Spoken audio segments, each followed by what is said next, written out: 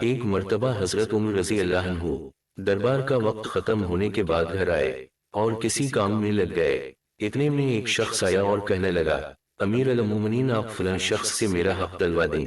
آپ کو بہت غصہ آیا اور اس شخص کو ایک طرح پیٹ پر مارا اور کہا، جب میں دربار لگاتا ہوں تو اس وقت تم اپنے معاملات لے کر آتے نہیں، اور جب میں گھر کے کام کاج میں مصروف ہوتا ہوا تو تم اپنی ضرورتوں کو لے کر آ جاتے ہو۔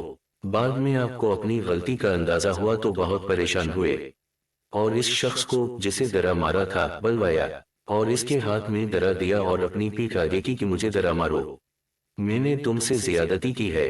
وقت کا بادشاہ 24 لاکھ مربع میل کا حکمران ایک عام آدمی سے کہہ رہا ہے، میں نے تم سے زیادتی کی، مجھے ویسی ہی سزا دو۔ اس شخص نے کہا، میں نے آپ کو معاف کیا۔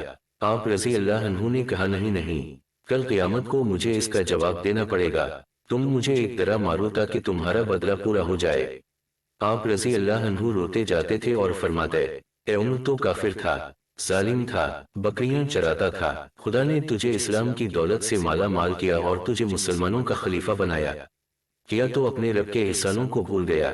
آج ایک آدمی تجھ سے کہتا ہے کہ مجھے میرا حق دلاؤ تو اسے درا مارتا ہے۔ اے عمر، کیا تو سمجھ بیٹھا ہے کہ مرے گا نہیں؟ کل قیامت کے دن تجھے اللہ کو ایک ایک عمل کا حساب دینا پڑے گا۔